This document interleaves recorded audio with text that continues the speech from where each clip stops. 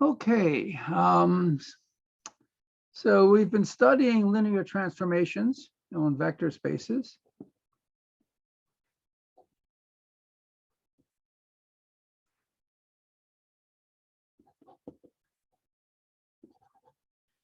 And we want to consider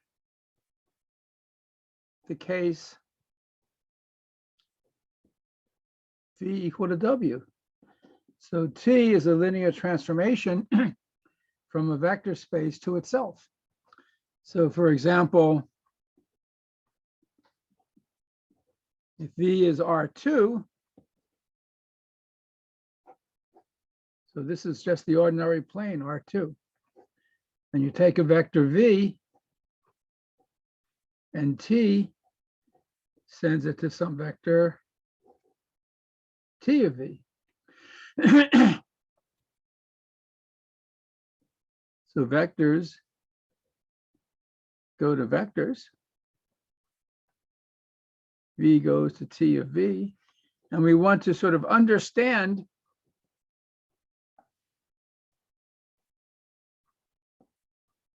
the action of T.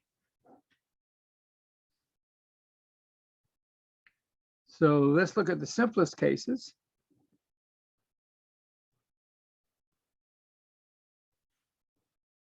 T is the identity. So every vector gets sent to itself. Here's a vector V, and it just moves to V. That's pretty easy. Another simple case is T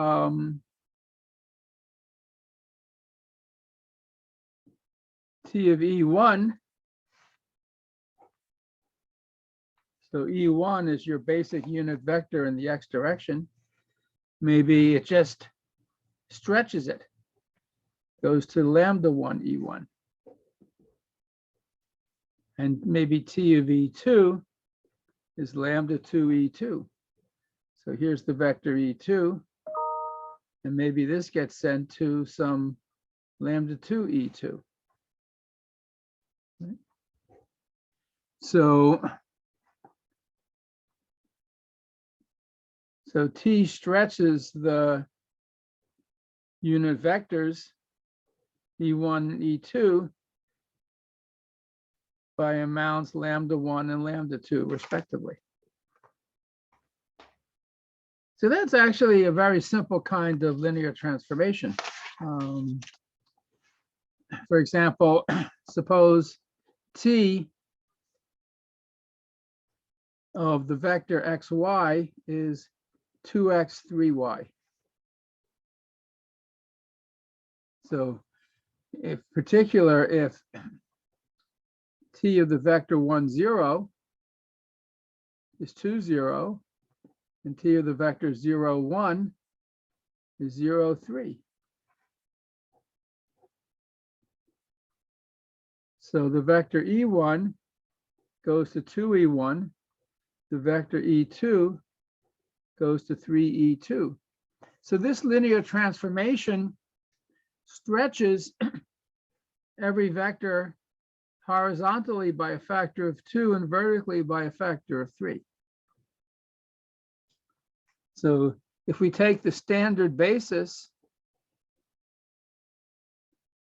E2, consisting of these unit vectors 1, 0, and 0, 1, the matrix for T with respect to the standard basis is 2, 0, 0, 3.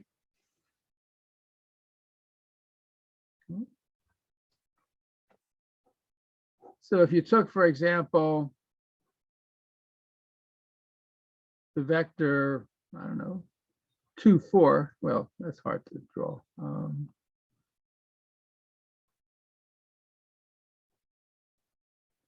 Let me make my unit smaller. So 4, 1. So if V is the vector 4, 1, which means 4 times the vector 1, 0 plus 1 times the vector 0, 1, or 4e1 plus 1e2, these are the standard vectors, then T of V is 4t of E1 plus 1 T of E2. T of E1 is 2, 0. T of E2 is 0, 3. So we get the vector 8, 3.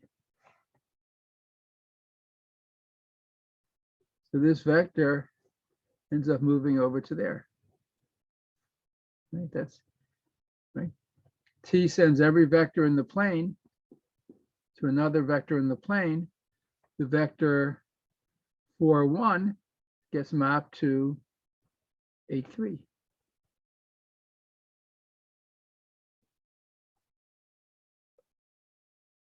And you notice, I mean, this is about as simple a linear transformation as you will find.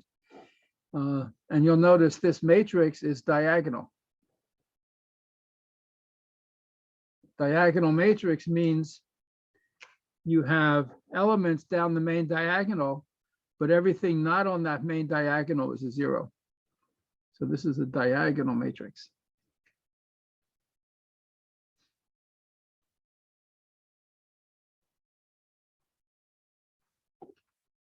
Now, not every linear transformation, even from R2 to R2, has such a simple form. We've looked at other linear transformations. For example, we have a rotation in R2 by an angle theta. You take a vector V and let's call this R theta. R theta rotates the vector around the origin by an angle theta. And if you want to find the matrix for this linear transformation, we just use some elementary trigonometry. If you take the vector 1, 0, and you rotate it by an angle theta, what you learn in pre-calculus is the coordinates of this vector are cosine theta, sine theta. And if you take the vector 0, 1, and you rotate it by an angle theta, you get to a vector whose coordinates are minus sine theta, cosine theta.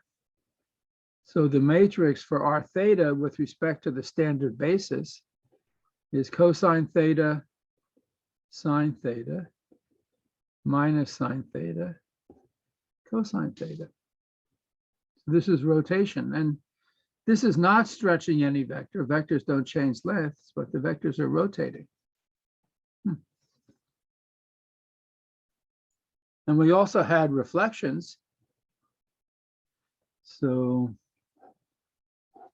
if you have a fix a line called L alpha, which is the line through the origin that makes an angle alpha with respect to the horizontal, the positive x-axis.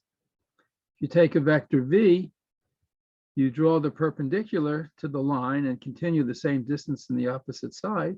So you're reflecting the vector through this line. And I forget what notation I used for this. Let me call it, I don't know, S alpha. So this is V and this is S alpha of V. It's reflection around this line. So for example, if you start with the vector 1, 0, you draw the perpendicular and then you continue the same distance. This would be S alpha of 1, 0. What are the coordinates of this? Well, if this angle is alpha, this is alpha. So this angle is 2 alpha. This is 2 alpha, and this vector has length 1. This coordinates of this point are cosine of 2 alpha, sine of 2 alpha. That's the coordinates of this point. If I take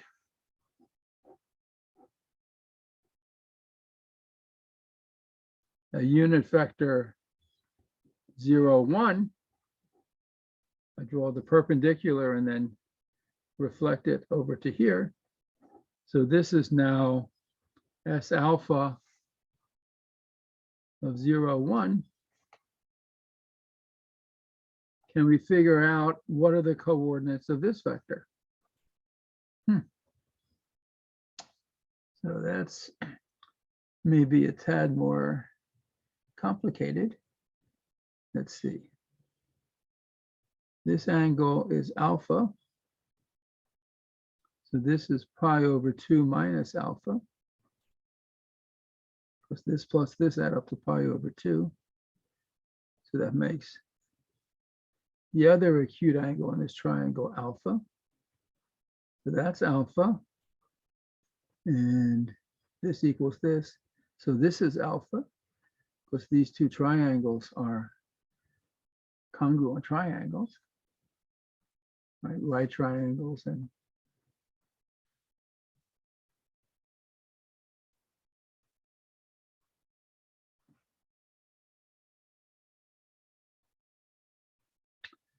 so this angle is alpha. This is alpha.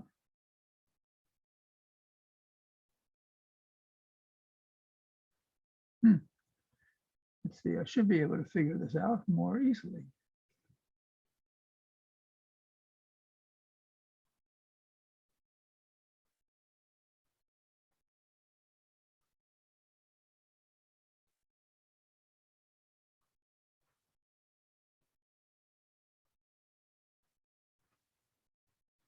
I want to draw a bigger picture of this.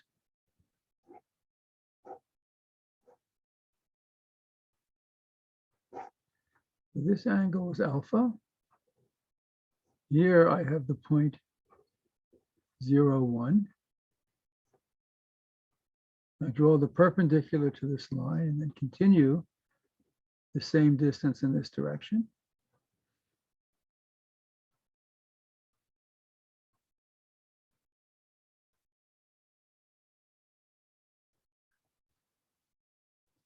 So this is alpha.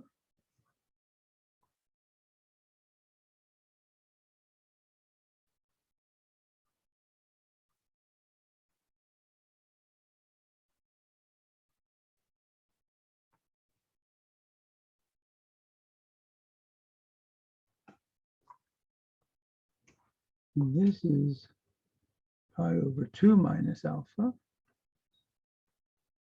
This is the angle alpha.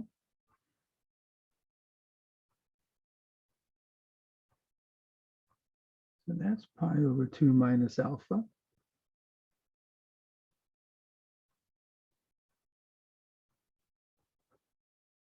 So this is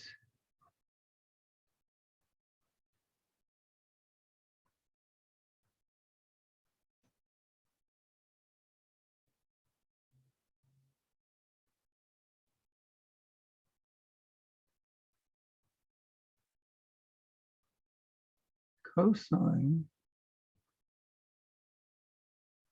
pi over 2 minus alpha minus the sine pi over 2 minus alpha, but something about this doesn't look right, particularly since I worked this out in the notes and this was a homework problem. So let me try and figure out what's going on. Resume. Yeah. So I'm trying to figure out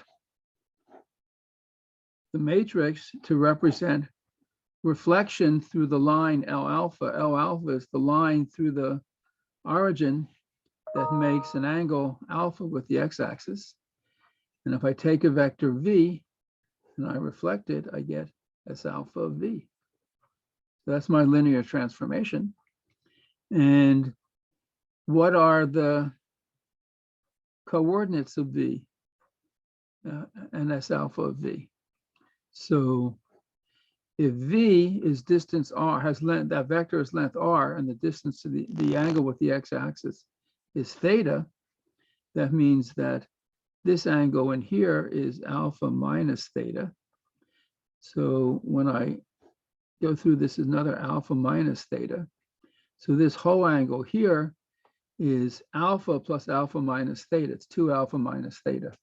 So if v has coordinates r cosine theta, r sine theta, then S alpha of v has coordinates r cosine of this angle again is 2 alpha minus theta. Sorry. 2 alpha minus theta, and r times the sine of 2 alpha minus theta. So if E1 is the vector 1, 0, the angle the vector makes with the x-axis, theta is 0. So S alpha of 1, 0 is going to be, and r is equal to 1, the length of the vector is 1. This is cosine of 2 alpha, sine of 2 alpha. And S alpha of 0, 1. So if I have E2 is 0, 1, this angle theta is pi over 2, and the length is 1. So S alpha of 0, 1 is going to be cosine of 2 alpha minus pi over 2, sine of 2 alpha minus pi over 2.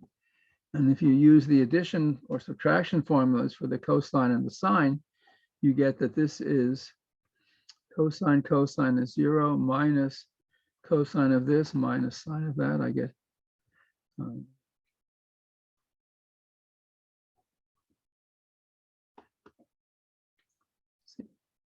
sine of 2 alpha minus the sine of minus pi over 2. That's minus 1. Yeah. And sine 2 alpha sine minus pi over 2 is sine 2 alpha cosine of this plus cosine of 2 alpha sine of minus pi over 2, which is minus. So the matrix for S alpha, this reflection, is going to be cosine 2 alpha sine 2 alpha sine 2 alpha minus cosine of 2 alpha. In any case, it's not as simple as stretching the unit vectors, right? This is rotating the unit vectors. It's not stretching them, right? So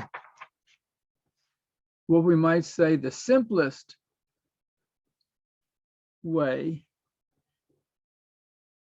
a linear transformation,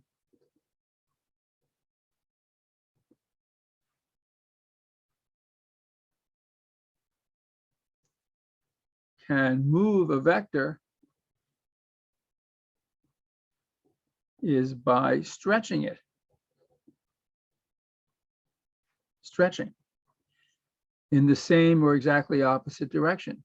In other words, t of the vector v is some lambda v, where lambda is a scalar, a real number.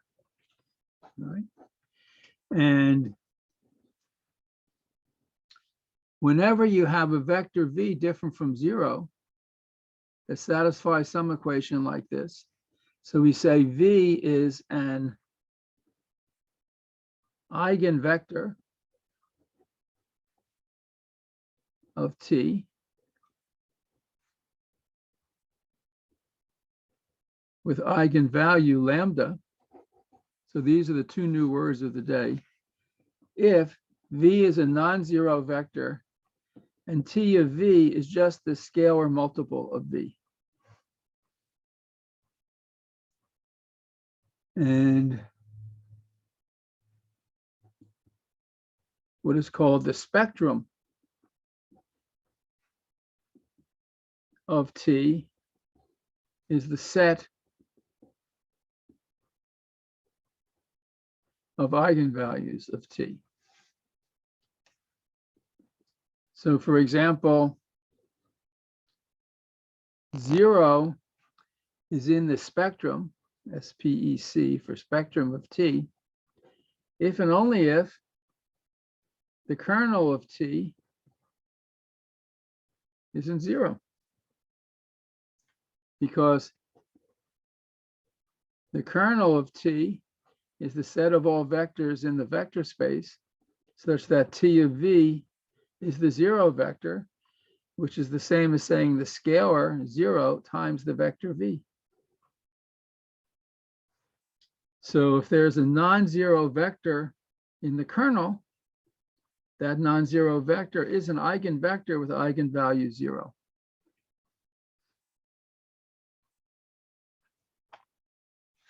And in fact, we can generalize now the concept of the kernel as follows. In general, that T be a linear transformation from V to V, and that lambda be a scalar, let's say R, so lambda is just some number, what we can call the eigenspace of lambda is the set of all vectors that satisfy the equation, all V in the vector space, such that T of V equals lambda V. So notice, first of all, T of 0 is always the 0 vector. So for any lambda, that's lambda times 0. So 0 is in this eigenspace.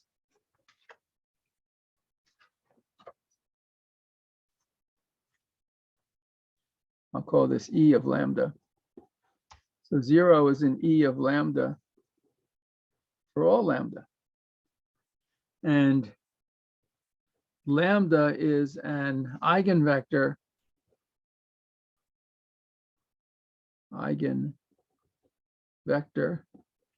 of T if and only if E of lambda contains more than just the 0 vector.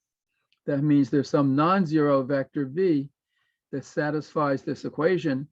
And so V is an eigenvector for the eigenvalue lambda.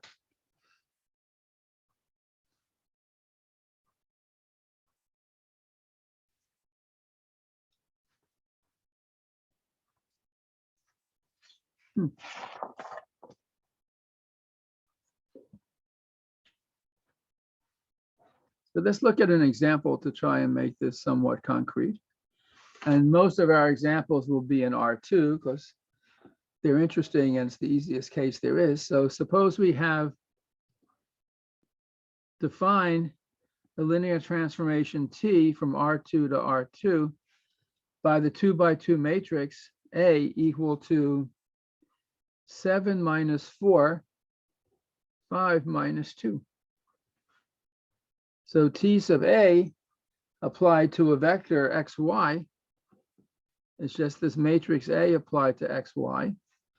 That's 7 minus 4, 5 minus 2 applied to xy.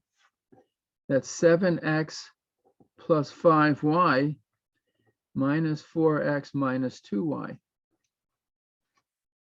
And we want to understand this linear operator. Somehow it takes the vector v and send it to some vector t of v. But this looks like a complicated rule. So let's try to find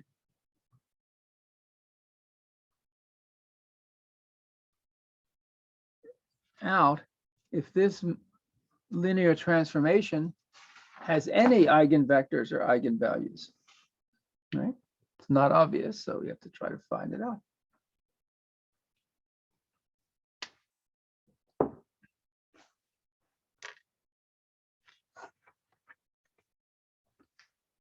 So how could we do that?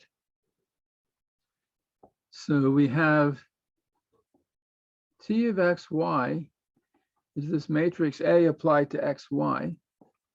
That's 7 minus 4, 5 minus 2 applied to xy. That's equal to 7x plus 5y minus 4x minus 2y. And xy will be an eigenvector with eigenvalue lambda if this is equal to lambda times xy, or lambda x times lambda y. So lambda is an eigenvalue of t if there exists a vector xy not equal to 0, 0 that satisfies this equation. That is 7x plus 5y equals lambda x, and minus 4x minus 2y equals lambda y. We want to find out if there is a solution of this equation. So let's write this in the standard form, because this is the same as 7 minus lambda x plus 5y equals 0, and minus 4x minus 2 minus lambda, that's minus 2 plus lambda y equals 0. So I'm just writing this, I'm bringing all the x's and y's on the same side. 7 minus x lambda plus 5y minus 4x minus 2 times minus 2 plus lambda times y equals 0. We want to be able to solve these equations. So when can we find, so we want a non-trivial, that is, these equations always have the solution x equal y equals 0. We want to find non-trivial solution, x and y, not both 0. So you can do whatever you like to do to solve two equations and two unknowns. Let's say I multiply the first equation by 4. I get 4 times 7 minus lambda x plus 20y equals 0. Then we multiply the second equation by 7 minus lambda. I get minus 4 times 7 minus lambda x minus 2 plus lambda times 7 minus lambda y equals 0. If I add, these cancel, and I get 20 minus 2 plus lambda times 7 minus y times y equals 0. So 2 plus lambda is 7 minus lambda. So there's going to be a y different from 0 that solves this equation if this coefficient is 0. So we want lambda to satisfy the equation 20 minus 2 plus lambda 7 minus lambda equals 0, or 2 plus lambda 7 minus lambda equals 20. See, this is a quadratic. Let me just multiply this out. I get minus lambda squared 7 minus 5 plus 5 lambda plus 14 equals 20. So that's the same as saying lambda squared minus 5 lambda plus 6 equals 0. So I need to solve this quadratic equation, but this is just lambda minus 2, lambda minus 3. So I'm going to have an eigenvalue of 2 and an eigenvalue of 3. Right? So let me repeat the argument here, because this is very important. This is the first example we've seen of doing this kind of work in linear algebra. I started with a matrix A, 7 minus 4, 5 minus 2. And I use that to construct a linear transformation just on the ordinary xy plane. T of xy, you multiply the vector xy by this matrix, this is what you get. And I want to find eigenvalues and eigenvectors for this linear map.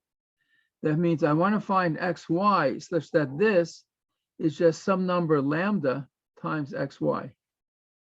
So this vector has to equal lambda x lambda y.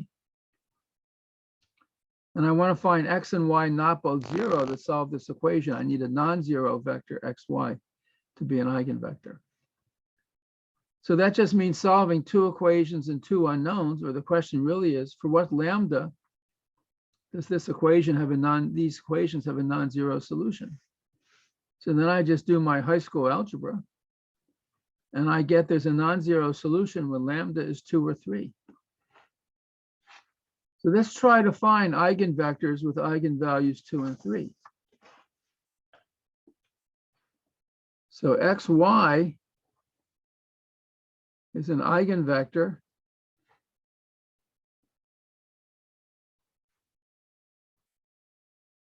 with eigenvalue 2 if t of xy is 2xy, right? That's what that means.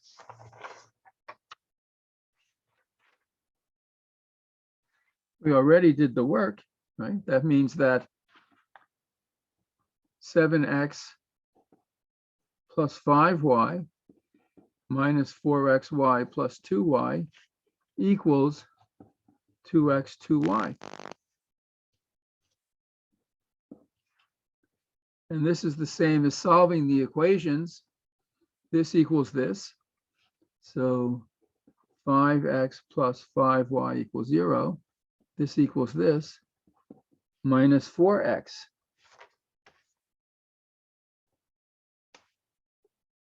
Oops, I think there should be a minus.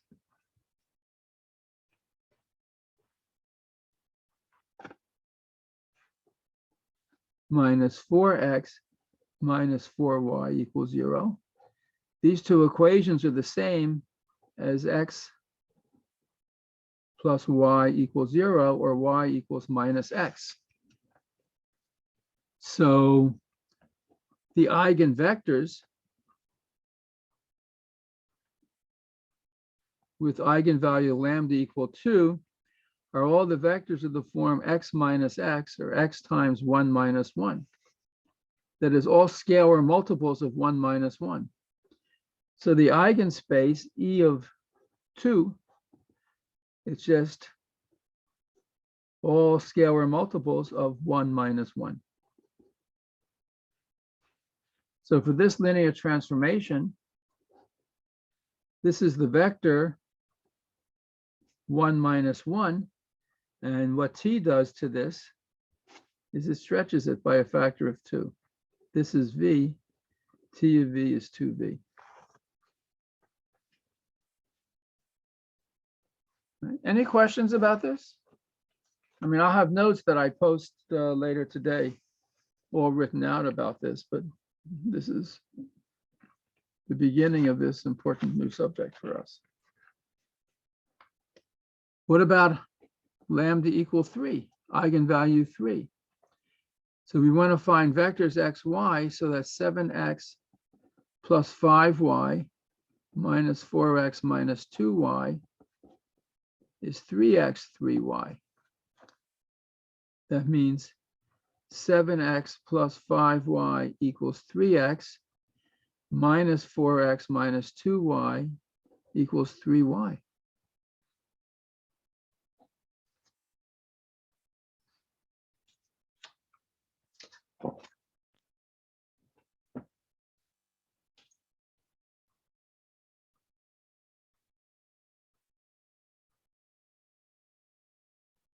That's the same as solving the equations 2x plus 5y equals 0 minus 4x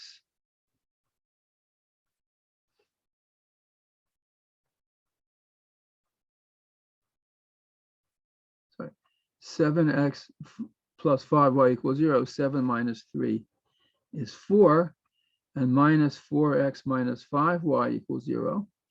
These are the same equation, basically. So this says that if 4x plus 5y is 0, y is minus 4/5 x.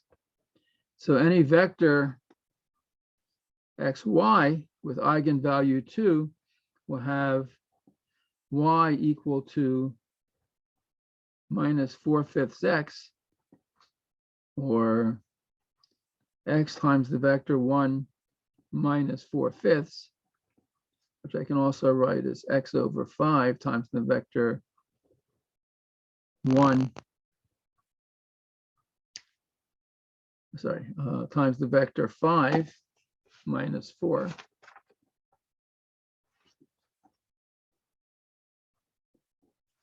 So the eigenspace for the vector, for the eigenvalue 3, it's all scalar multiples of the vector 5 minus 4.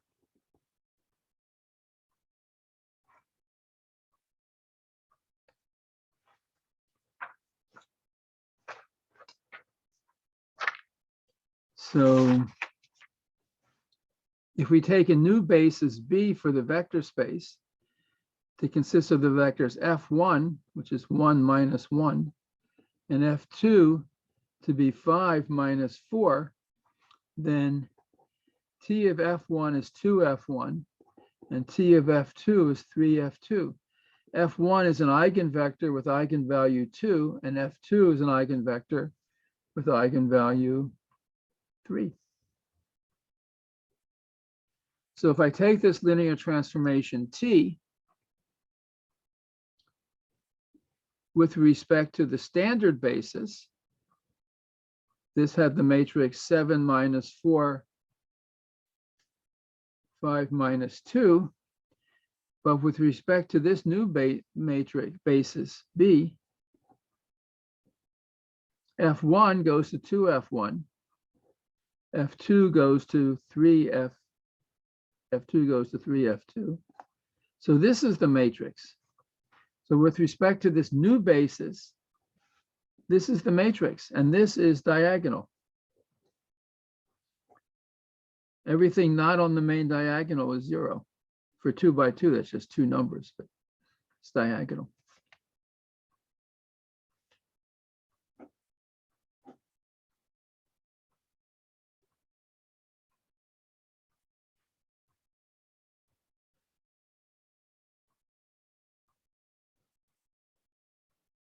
So 5 minus 4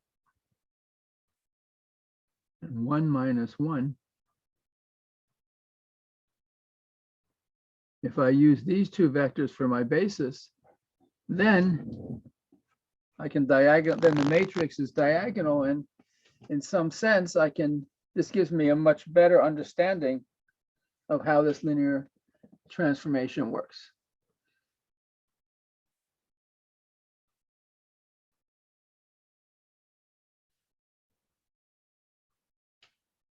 Right?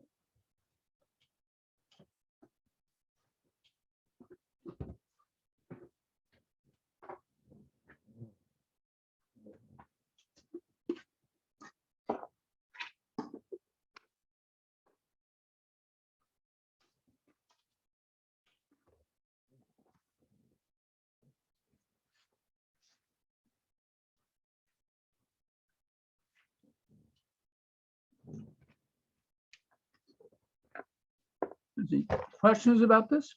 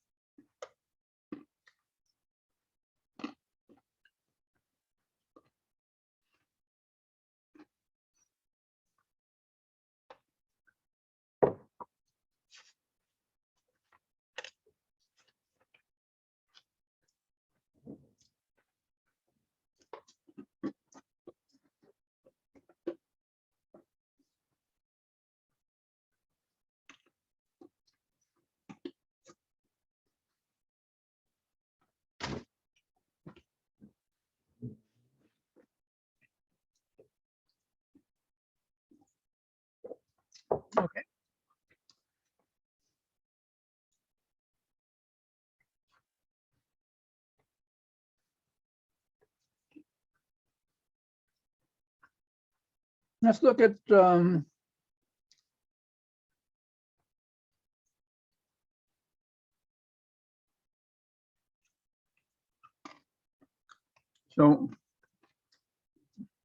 let's just make sure to repeat something for a moment. So lambda is an eigenvalue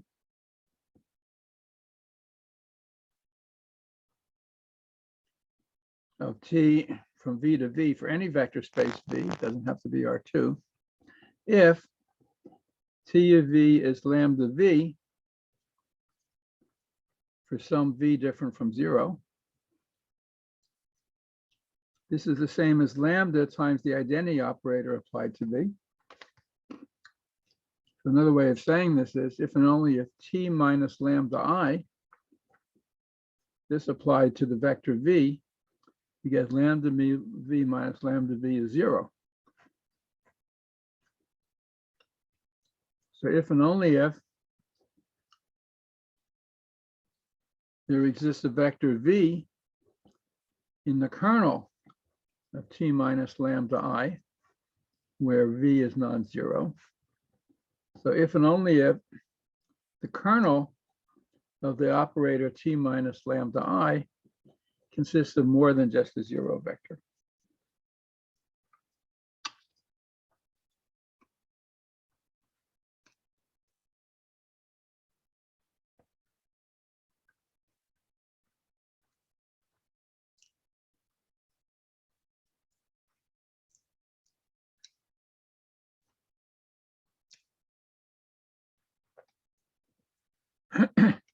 Let's look at another example.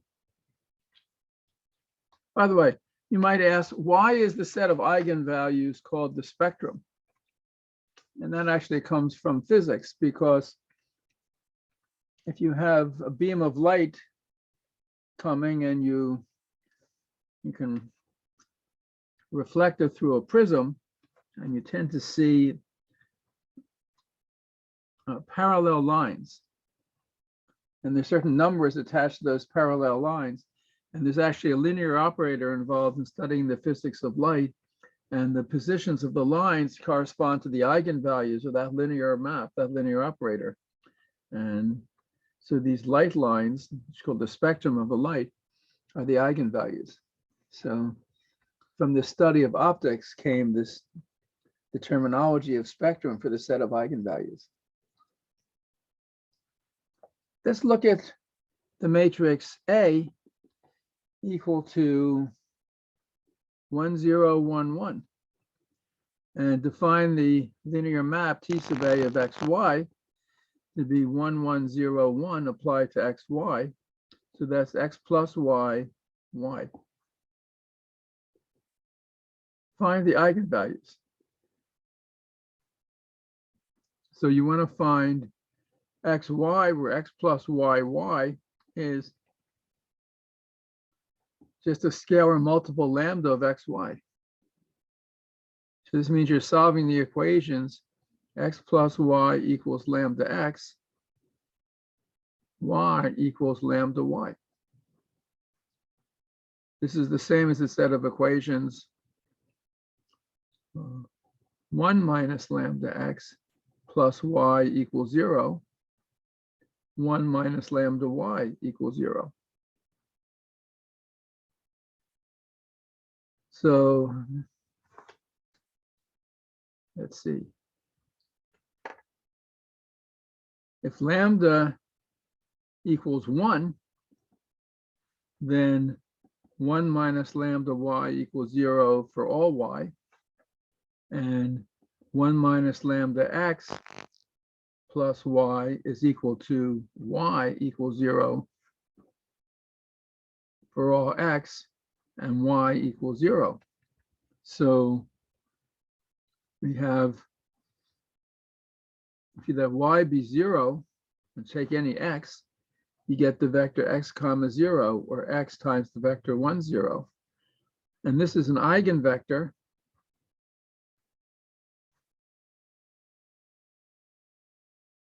with eigenvalue 1. Let's just check.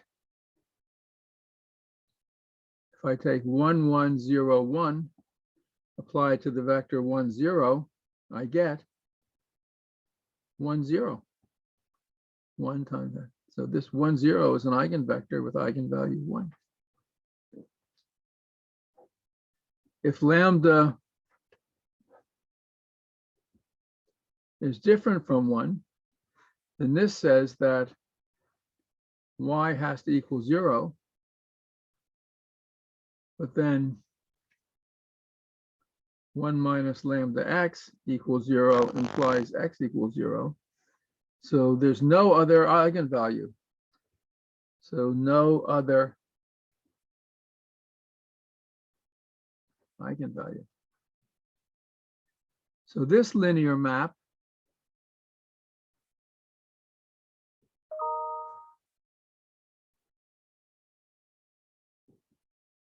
has one eigenvalue, 1, and the eigenspace for that eigenvalue is just all multiples of 1, 0. So you cannot diagonalize this linear operator. Okay? This linear operator does not have a basis of eigenvectors, which is what you would like. So let me write that down explicitly. So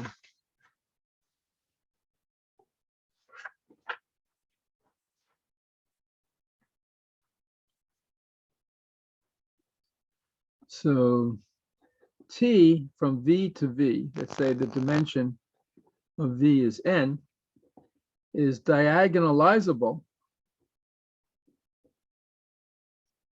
if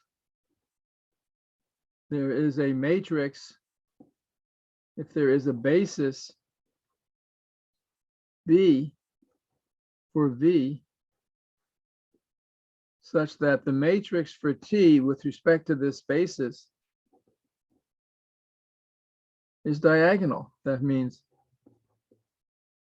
T sub b is some matrix with elements down the diagonal, call them lambda 1 up to lambda n, and everything above and below the diagonal 0. So if b is the ordered basis, b1, b2 up to b sub n, that says T of b1 is lambda 1 b1, T of b2 is lambda 2 b2 in general, T of b sub I is lambda sub I b sub I. So with respect to this new basis for the vector space, my linear map is as beautifully simple as you could wish for. If there's a basis, and all that this linear map does is stretch the basis vectors. It doesn't change their direction in any way. Stretching means you can stretch it with a positive sign or with a negative sign, which means reversing it. Right? I mean, you have this vector and you multiply it by -2, it's in the exactly opposite direction and it's twice as long. So this is v goes to -2v. But this is a stretch with a negative sign.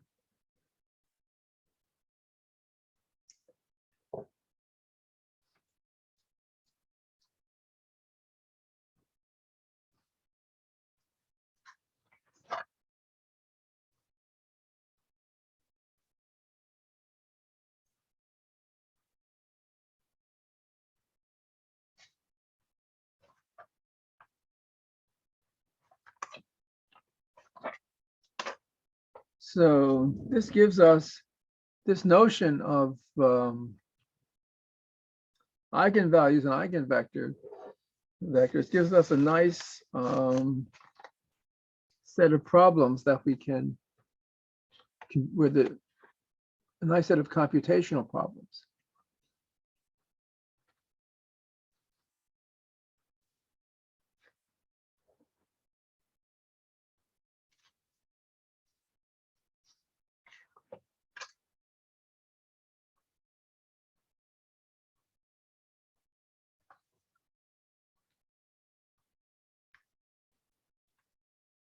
Let's see.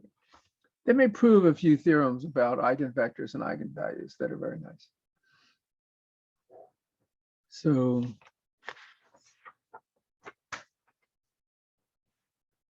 here we have a linear operator linear transformation from V2 itself, let lambda 1, lambda 2, up to lambda k be k distinct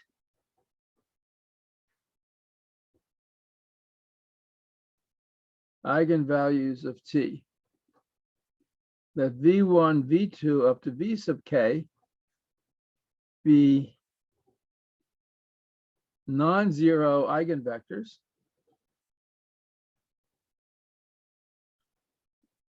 such that t of v sub I is lambda sub I v sub I for all I from 1 up to k.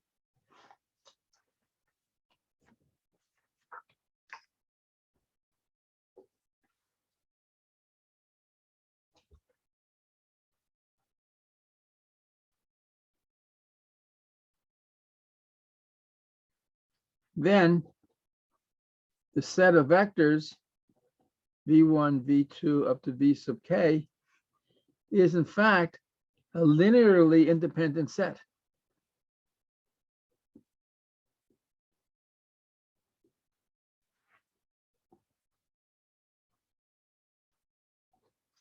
So that's a theorem. So all you have to know is we have distinct numbers, lambda 1 up to lambda k, and distinct vectors, non-zero, such that t of the vector vi is the scalar lambda I times vi. So each of these vectors vi is stretched by a different amount.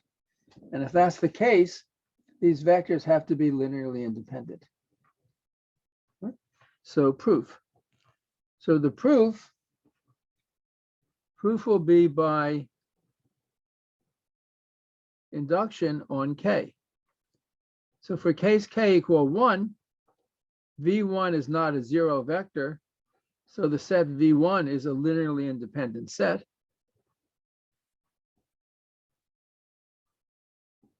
That is, any non-zero vector as a set is linearly independent. Of course, the only scalar multiple of this vector which gives you 0 is the scalar 0. What about, so that's sort of a trivial case. What about the case k equal 2? So we have lambda 1 different from lambda 2. T of v1 equals lambda 1 v1. And T of v2 equals lambda 2 v2. Suppose some linear combination c1 v1 plus cv2 is 0. So suppose some linear combination of these vectors is 0. So then t of 0 is always 0. Every linear map sends the 0 vector to itself. This is t of c1 v1 plus c2 v2, because that's 0. This is c1 t of v1 plus c2 t of v2. But t of v1 is lambda 1 v1. And t of v2 is lambda 2 v2. So now we have two equations. We have c1 lambda 1 v1 plus c2 lambda 2 v2 equals 0. And c1 v1 plus c2 v2 equals 0. Suppose I take this second equation and I multiply it by lambda 2.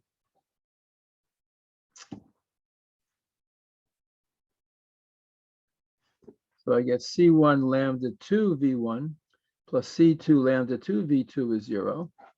And now I subtract. I get c1 lambda 1 minus lambda 2 v1 is 0. But lambda 1 minus lambda 2 is not 0. Because lambda 1 is different from lambda 2. So if I have a non-zero vector and I multiply it by a scalar and I get 0, that scalar has to be 0. And if C1 is 0, then C2 is 0. So if I have two vectors that are eigenvectors for different eigenvalues, the only linear combination of the vectors that produces 0 is when the scalars in the linear combination are 0, and that means the vectors are linearly independent. That's the definition of linear independence. So now I want to prove the general statement. So assume the statement is true for some number k. We must prove it for k plus 1. So we have distinct eigenvalues, lambda 1 up to lambda sub k plus 1, and eigenvectors, which are by definition non-zero, v1 up to vk plus 1, such that t of vi is lambda I vi for I going from 1 up to k plus 1.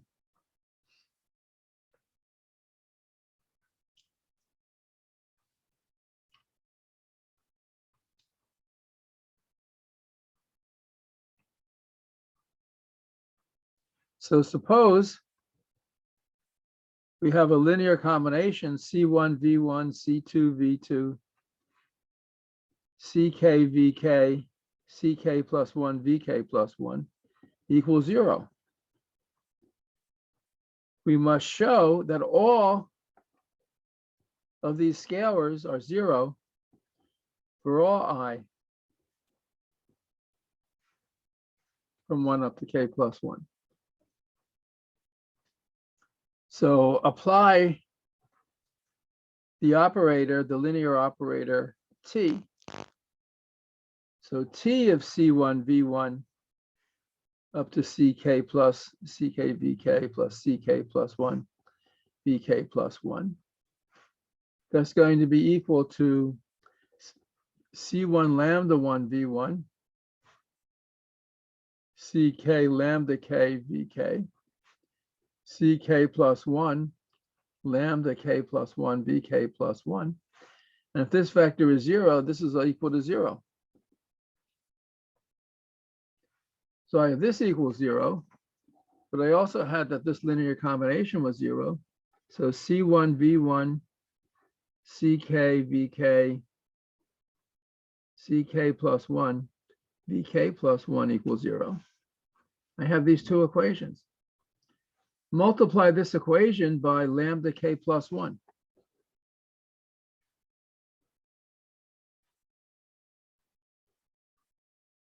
So this term equals this term, and I subtract, they cancel. So what I get is that C1 lambda K plus 1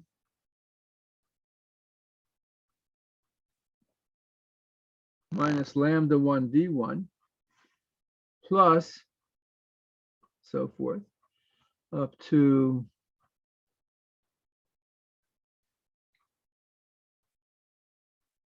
CK lambda K plus 1 minus lambda K VK equals 0.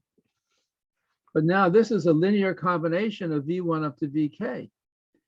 And V1 up to VK are linearly independent. That was the induction hypothesis. So all of these scalars have to be 0. But the lambdas are different. So lambda K plus 1 is different from lambda 1, lambda 2, and everything up to lambda K. These are non-zeros. So the C1s have to be 0. So C1 up to CK is 0. So that means that CK plus 1, VK plus 1 is the 0 vector, and this is not the 0 vector. So CK plus 1 is 0.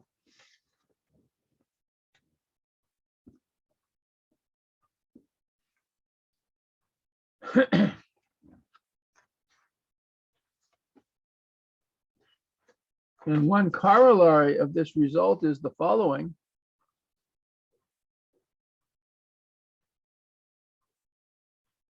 If the dimension of V is n, and we have a linear operator, a linear transformation from V to V, the spectrum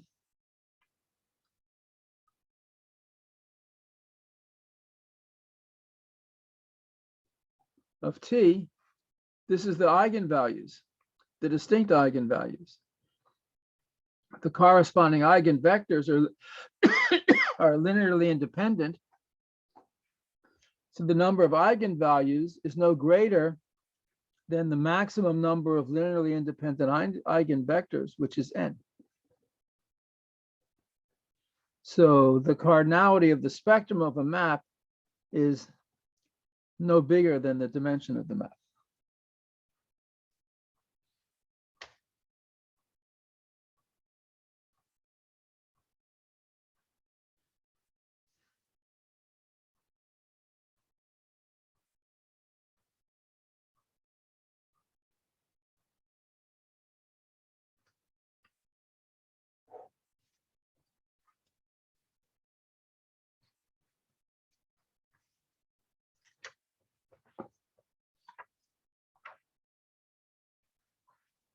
Let's look at another example. Let's go back to rotation. R theta from the R2 to itself. You take a vector v and you rotate it by an angle theta. What might the eigenvalues be and the eigenvectors? Well, nothing looks like it's getting stretched, except maybe two trivial cases. If you rotate by 0, that's the identity, so that's eigenvalue 1. And if you rotate by pi over 2, that sends this vector to its opposite. So that's like eigenvector minus 1. So let's just see what happens if we try to compute the eigenvalues. Compute eigenvalues of R theta. Remember, R theta has coordinates, the matrix cosine theta, sine theta, minus sine theta, cosine theta. So R theta of xy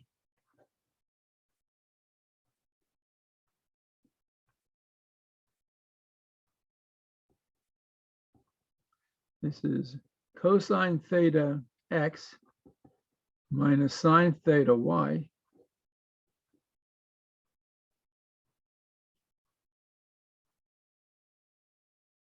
sine theta x plus cosine theta y.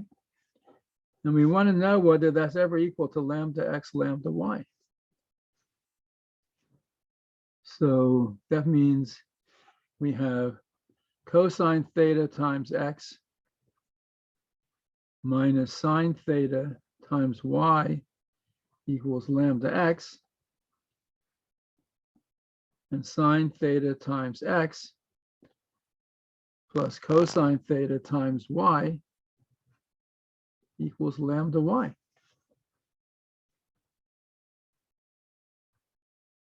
So we're trying to solve the following two equations and two unknowns, actually x and y and lambda. So this is, let me bring this to the other side this time.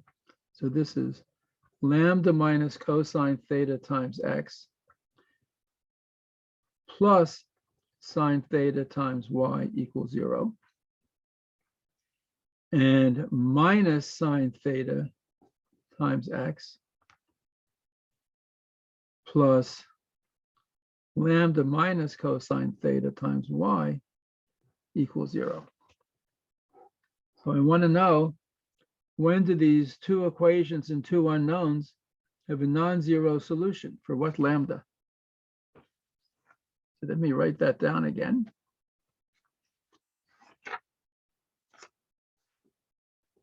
Lambda minus cosine theta x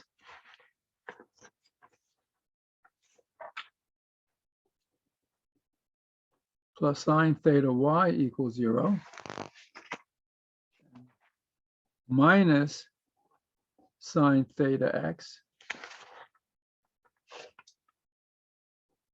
plus lambda minus cosine theta y equals 0. Well, two equations and two unknowns. they have a non-trivial solution. But they have a non-trivial solution if the determinant is 0. So let me just work out the determinant. Remember, the determinant is AD minus BC. So this is like A, B, C, D. This is, well, sorry. I can do it like this, but let me just do it without doing it. Let me multiply the first equation by sine theta.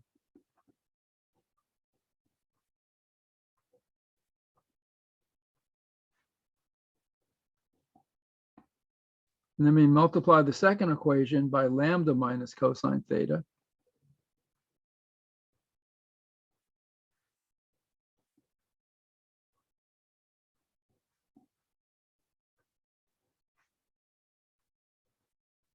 And when I add, these cancel. So I get sine squared theta plus, let's see, what is this when I multiply it out? I get lambda squared minus sine theta plus cosine theta lambda plus sine theta cosine theta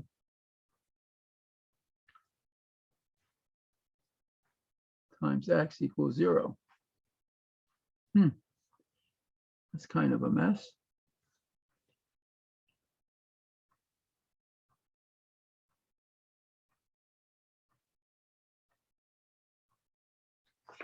Let me just double check that I've done this right. So cosine theta sine theta minus sine theta cosine theta.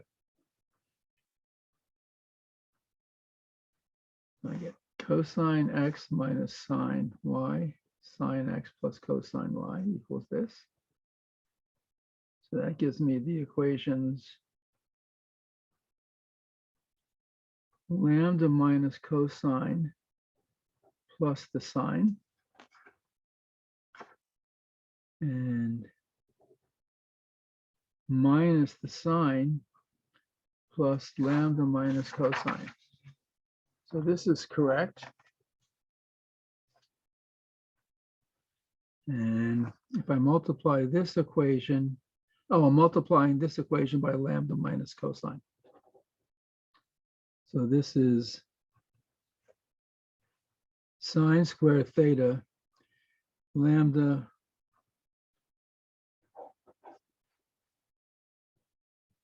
sine squared theta. This times this, I have lambda squared minus 2 cosine theta lambda plus cosine squared theta times y is 0. And of course, sine squared plus cosine squared is 1. This is lambda squared minus 2 cosine theta lambda plus 1 equals 0. If this is 0, y can be different from 0. So what are the solutions of this quadratic equation? Lambda is equal to minus b plus or minus the square root of b squared minus 4ac over 2, which is cosine theta plus or minus the square root of cosine squared theta minus 1. And this is going to be real only when cosine theta, so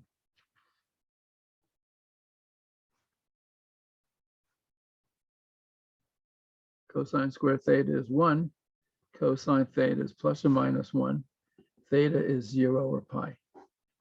So 0 or pi tells us exactly what we argued geometrically about, namely, you either have a rotation of 0, that's the identity, or a rotation of pi, which sends every vector to its opposite in the same direction. So that tells us that the eigenvalues of this are 0, are 1 and minus 1.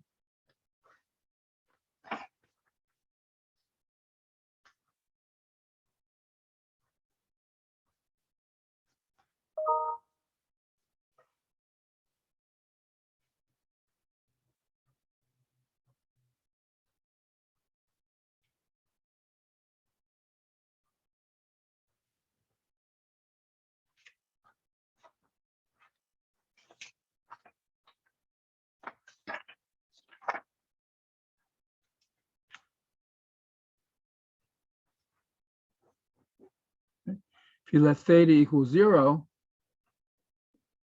this equation is lambda minus 1 x equals 0, so lambda has to equal 1.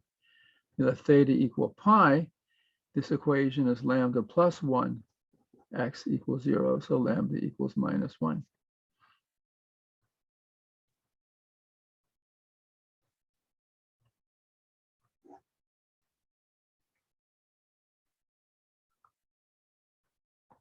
So the only rotations that have eigenvalues are the identity and the rotation by pi, which is the vector v goes to minus v. Whew, okay, well, I will post notes about this later today, and we will discuss it more next week. Any questions about this? Kind of interesting, I think. And if you study physics, certainly everything you do when you start to study, baby quantum mechanics, if you want to study the hydrogen levels, the energy levels of the electron and the hydrogen atom, they're discrete energy levels, and those are the eigenvalues of some linear operator. Anyway, interesting enough. Any questions? Questions? No? Okay. See you all on Monday of next week. And we have, I think they're office hours today, tomorrow, and Friday, if you want to log on and discuss this some more. Okay, bye all.